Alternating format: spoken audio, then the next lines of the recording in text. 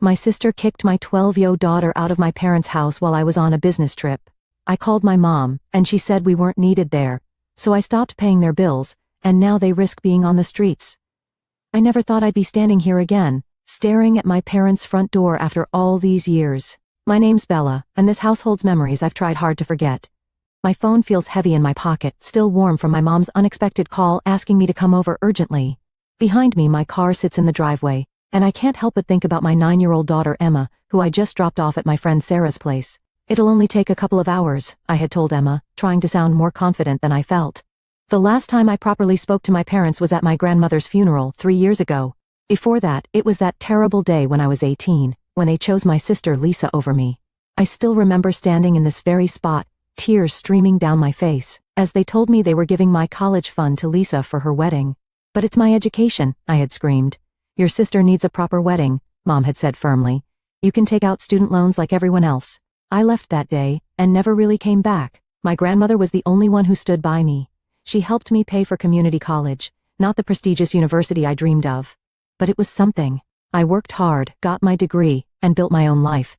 The years that followed were a blur of determination and small victories. I met Jack, my ex-husband, during my final year of college. We got married, had Emma, and for a while, everything seemed perfect. Even after our divorce 2 years ago, things stayed civilized. Jack pays good alimony, and we both put Emma first. Now, at 36, I'm doing okay. The apartment I bought with my inheritance from Grandma, God bless her soul, brings in steady rental income. Between that, the alimony, and my part-time job at Marshall & Associates, I can afford to spend plenty of time with Emma. Taking a deep breath, I finally ring the doorbell. Whatever they want, I tell myself. I'm not that scared 18-year-old anymore. Bella, you came. Mom opens the door and her enthusiasm catches me off guard. She looks older than I remember. More gray in her hair, more lines around her eyes. Dad stands behind her, attempting a smile that doesn't quite reach his eyes. Where's Emma? Mom asks, peering around me. We haven't seen her since. She's at a friend's. I cut her off, stepping inside. You said it was urgent? The house smells the same, Mom's vanilla air freshener mixing with Dad's coffee. They lead me to the living room, and I notice how everything looks slightly worn down. The fancy furniture they bought for Lisa's wedding is showing its age. Would you like some tea? Mom asks, wringing her hands. Just tell me why you called, I say, remaining standing. It's been years, and suddenly it's urgent? Mom starts crying. Not the quiet tears I remember from my childhood, but deep body-shaking sobs. Dad puts his arm around her and I feel my stomach tighten. We're going to lose the house, he finally says. I wait knowing there's more. There's always more with them. Your sister, Mom begins, and I feel that familiar twist in my gut. Of course it's about Lisa. She asked us to take out a business loan for her husband, for Tom's business. We used the house as collateral. Let me guess, I say, my boy's flat, Lisa's not paying. Tom's business went bankrupt, Dad explains, looking everywhere but at me. Lisa and the kids are struggling. They've stopped making payments and we can't cover it ourselves. I start laughing, and they both look at me like I've lost my mind. Maybe I have. So you called me, the daughter you abandoned, the one whose education fund you gave away, to bail you out of another mess Lisa created? We know you're doing well, Mom says quickly, wiping her eyes. Your apartment, the rental income. We wouldn't ask if we weren't desperate. I stand there looking at these people who chose my sister over me at every turn, who didn't even send me a wedding invitation, who barely acknowledged me at my grandmother's funeral because Lisa was pregnant. I'll think about it. I hear myself say, and I'm as surprised as they are. I need to pick up Emma. As I drive away, I can't shake the feeling that I'm about to make either the biggest mistake or the most important decision of my life. Either way, nothing would ever be the same again. Mom, why are you crying? Emma asked as soon as I picked her up from Sarah's house. My daughter has always been perceptive, too perceptive sometimes. I quickly wiped my eyes, not even realizing I'd been crying during the drive. Just thinking about some stuff, sweetie, I said, trying to sound casual. Actually, I saw your grandparents today. Emma's eyes lit up instantly. Really? The ones from the pictures? Can I meet them? Of course she'd want to meet them. They were her grandparents, even if they'd never bothered to be part of her life. I spent the next week wrestling with my thoughts, barely sleeping, playing out every possible scenario in my head. You're insane, Sarah told me over coffee. After everything they did? Maybe I am, I admitted, but Emma deserves a chance to know her grandparents. And honestly, maybe I need this too, to finally face it all. So a week later, I found myself driving back to my parents' house, this time with Emma bouncing excitedly in the passenger seat. The reunion was strange. Mom burst into tears again, and Dad just stood there awkwardly before Emma broke the ice by running up and hugging them both. They looked shocked, then delighted. And for a moment I saw genuine joy in their eyes, the kind I used to see directed at Lisa. We spent the afternoon there, and I watched as Emma charmed them completely. She showed them her drawings, told them about school, about her friends, about the time she won the spelling bee. They listened to every word, and I saw something I hadn't expected, regret in their eyes when they looked at me. That evening, as Emma chatted happily about her grandparents on the drive home, I made my decision. Maybe I was crazy, maybe I was setting myself up for more hurt, but I was going to help them. The next day, I called my real estate agent and arranged to rent out my apartment again. Then I called Mom. "I'll help with the loan payments," I said before I could change my mind. "I'm moving in with Emma. The rental income from my apartment will go toward the loan payments. I'll help with bills too, but we need to set some boundaries."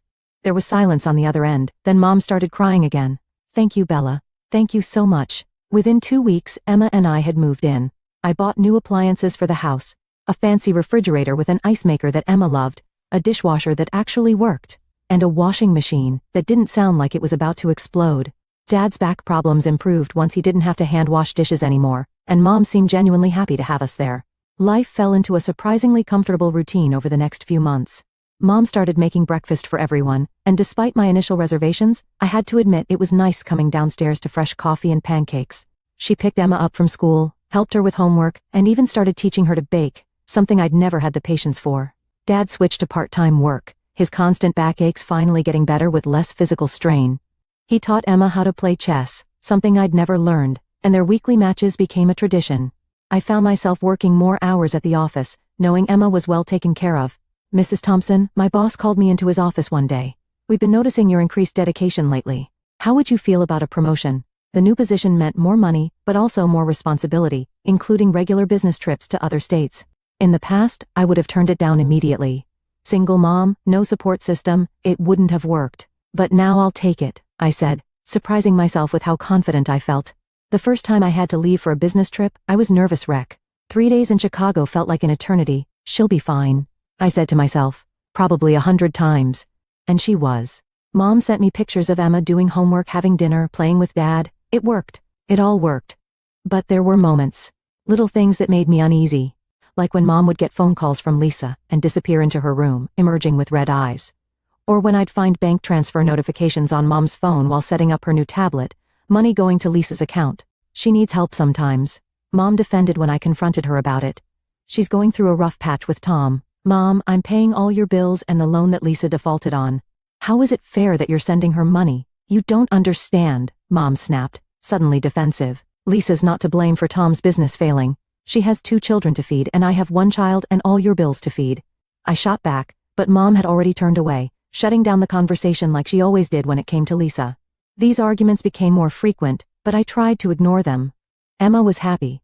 I was advancing in my career, and most days it felt like we were healing old wounds. Dad even apologized one night, after a few glasses of wine, for what happened with my college fund. "We made mistakes," he said, staring into his glass, "big ones." I wanted to say more, to finally have that conversation we'd been avoiding for 18 years, but Mom quickly changed the subject to Emma's upcoming school play. 3 years passed this way. Emma turned 12, looking more grown up every day. I got used to my new role at work, traveling every few weeks, but always coming home to a happy daughter. The loan payments were steady, the bills were paid, and life was stable. Then came that Tuesday evening.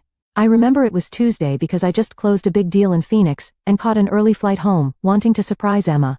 I could hear voices from the driveway, too many voices. Opening the front door, I stepped into chaos. There, sprawled on my parents' couch, the one I just had reupholstered last month, was Lisa. And beside her were 2 kids I recognized from photos, but had never met, my niece and nephew. Suitcases were scattered around the living room, and Lisa was tapping away on her phone, barely looking up as I entered. "Oh," she said, her tone making it clear I was interrupting something. "Look who's here." And just like that, I knew. Everything was about to change again. Only this time, I wasn't that naive 18-year-old, and I wasn't going to let history repeat itself. "I left Tom," Lisa announced lazily from the couch, as if she was commenting on the weather. "He's a complete loser. We'll be staying here now." I stood there, my work bag still in hand, trying to process what I was hearing. My parents sat in their usual chairs, looking everywhere but at me. The kids, my niece Anna, 10, and nephew Michael, 6, were sprawled on the floor watching TV on their tablets. You'll be staying here? I repeated slowly. In the house where I pay all the bills and the loan that you defaulted on? Lisa's face flushed red. Oh, here we go. Miss Perfect with her money and her job. Some of us have actual problems, Bella. Actual problems? I could feel my blood pressure rising, like taking out a huge loan in our parents' name and then not paying it. That kind of problem? Girls, please, Mom interrupted, finally finding her voice. We're family. We need to stick together in times like these. I let out a harsh laugh. Funny how family becomes important when you need something. Where was this family spirit when you gave away my college fund? Or when you didn't even invite me to Lisa's wedding? That was years ago, Mom snapped. Why can't you let it go? Your sister needs us now. The next few weeks were tense. Lisa sprawled on the couch all day, texting and watching TV. Her kids ran wild through the house, making messes they never cleaned up. But what really got to me was how my parents changed. Suddenly, Emma was invisible to them. When she tried to show Grandma her math test where she got an A, Mom just waved her away, too busy helping Michael with his video game. When Emma asked Dad for their weekly chess match, he said he was too tired, right before spending 2 hours playing catch with Anna in the backyard. Mom, I confronted her one evening after Emma went to bed. What's going on? Why are you treating Emma differently? Don't be ridiculous, Mom dismissed me. Emma's older, she doesn't need as much attention. Anna and Michael are younger, they need more support right now. Support? Emma's 12. She needs her grandparents too. But Mom had already turned away, hurrying to answer Lisa's call for more snacks. 2 months crawled by. I threw myself into work, taking extra projects just to avoid being home. Lisa still hadn't looked for a job, and my parents seemed fine with it. Every time I brought it up, they defended her. She's going through a difficult time, Dad would say. She has the children to think about, Mom would add. Meanwhile, I was still paying for everything. The loan, the bills, the groceries that seemed to disappear twice as fast now. But money wasn't what bothered me most. It was watching Emma become a ghost in her own home. Then came that Wednesday. I had come home early, hoping to take Emma for ice cream, our little escape when things got too tense at home. I heard the shouting before I even opened the front door. You lazy, good-for-nothing brat. Lisa's voice echoed through the house. Look at this mess. Clean it up right now. I rushed inside to find Lisa standing over Emma, who was on her knees picking up scattered toys. Toys that I recognized as Michael's. What's going on here? I demanded. Your precious princess refuses to help around the house, Lisa spat. She thinks she's too good to clean up after her cousins. After her cousins, I looked at the toys again. You mean your kids' mess? Where are they, by the way? They're napping. Someone has to keep this house in order. And since you're never here, I'm never here because I'm working. I exploded. Unlike some people who lie around all day expecting everyone else to support them, the argument that followed was ugly. Lisa ran to our parents, crying about how I was buying her, and they took her side. Of course they took her side. Bella, you need to be more understanding, Mom pleaded. Lisa's children. What about my child? I interrupted. What about Emma? But they didn't answer. They never did when it came to choosing between Lisa and me. I thought that was bad, but I had no idea what was coming. The following week, I had to fly to Seattle for an emergency meeting with a client. It was only supposed to be for 5 days. You'll be okay? I asked Emma for the 100th time at breakfast. I'll be fine, Mom, she assured me, trying to smile. I've got my phone. We can video chat every night. 4 days into my trip, around 9 p.m. Seattle time, my phone rang. Emma's picture flashed on the screen. Mom, her voice was small, broken by sobs. Mom, I'm outside. Aunt Lisa kicked me out. She said I was in the way. I only have my phone. I didn't know what to do. The world stopped spinning. My 12-year-old daughter was on the street at night alone. With shaking hands, I called Sarah, my friend who lived nearby. Please, I begged. Can you pick up Emma? She's outside my parents' house. Then I called Lisa. She answered on the 5th ring, sounding annoyed. Oh, did the princess call you? She sneered. Maybe now she'll learn not to be so obstinate. Always arguing, always thinking she's better than everyone else. I hung up and called my parents. Mom answered. Your granddaughter is on the street, I said, my voice ice cold. Did you know that? Did you watch while Lisa threw her out? There was a pause, then Mom's voice hardened. Maybe it's better this way, Bella. Maybe you and Emma should find somewhere else to live. You don't really fit here anymore. In that moment, everything became crystal clear. Some things never change, some people never change. You're right, Mom, I said quietly. We don't fit there, we never did. I hung up and booked the first flight home. It was time to end this cycle once and for all. The flight home was the longest 5 hours of my life. Sarah sent me updates about Emma every half hour. But I couldn't rest until I could hold my daughter in my arms. When I finally got to Sarah's house at 3 a.m., Emma was asleep on the couch, tear tracks still visible on her cheeks. She told me what happened, Sarah whispered as I stroked Emma's hair. Bella, it's worse than you think. According to Emma, Lisa had been treating her like a servant for weeks, making her clean the house, cook for Lisa's kids, do their laundry. When Emma finally stood up to her, saying she needed to study for a test, Lisa lost it. Get out, Lisa had screamed. Get out of my house. It's not your house, Emma had replied. My mom pays for everything. That's when Lisa grabbed Emma's arm and physically pushed her toward the door. My parents watched it happen. They watched and did nothing.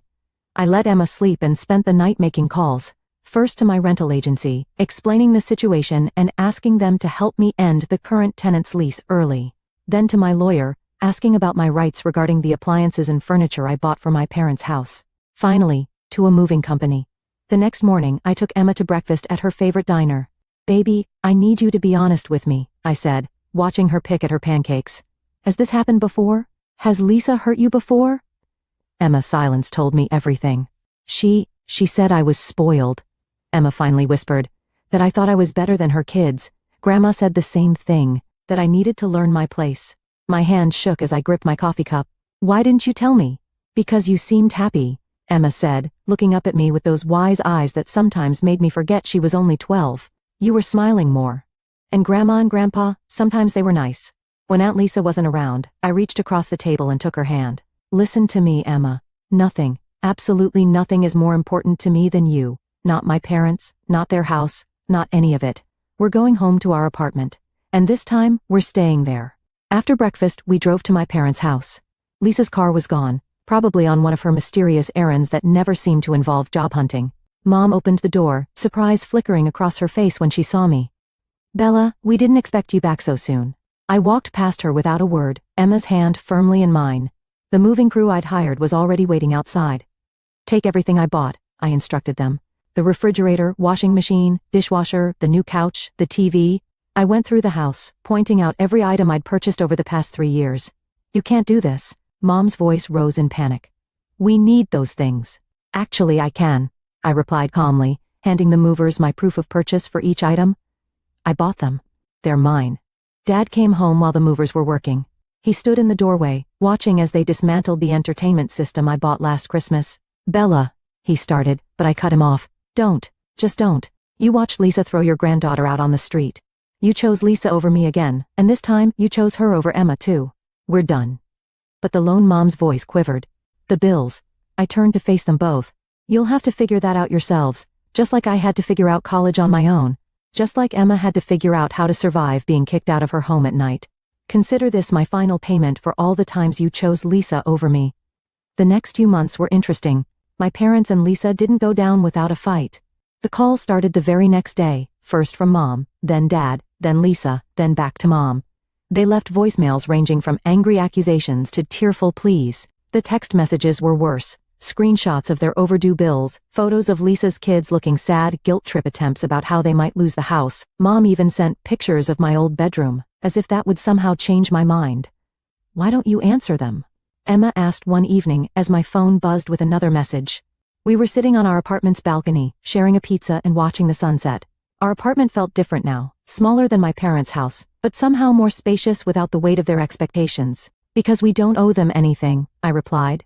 Sometimes the best response is no response at all. Emma nodded, understanding in her eyes. I miss Grandpa's chess games sometimes, she admitted. But not how they made me feel when Aunt Lisa came. I pulled her close. We can get you chess lessons if you want. You can learn from someone who won't stop playing with you just because your cousin shows up. Weeks turned into months. Through the family grapevine, I heard updates about my parents' situation. They had gone back to working full-time, struggling to pay their bills. The bank was threatening foreclosure because they couldn't make the loan payments. Lisa still wasn't working, still complaining about me to anyone who would listen. I used the money I'd been spending on my parents' bills to take Emma on weekend trips instead. We visited theme parks, went hiking, took cooking classes together. Without the constant drama of my parents' house, I could focus more on my work while actually spending quality time with my daughter. Emma's grades improved without Lisa's kids interrupting her study time. She joined the school chess club and made new friends. Sometimes, I caught her looking at old photos from our time at my parents' house. But she never asked to go back. One Sunday morning, almost a year after we'd left, I was making breakfast when Emma came into the kitchen, looking thoughtful. Mom, are you happy now? I stopped whisking the eggs and really thought about it. Was I happy? Happy that I'd walked away from a toxic situation? Happy that I'd protected my daughter? Happy that I'd finally broken free from the pattern of always putting Lisa first? Yes, I said finally, I am. Are you? Emma smiled, that bright, unworried smile I hadn't seen in years. Yeah, I like it being just us. Later that day, I deleted all my parents' numbers from my phone. I kept their voicemails though, stored in a folder labeled Never Again, a reminder of why we left, in case I ever started to doubt myself. I heard through relatives that the bank finally foreclosed on my parents' house.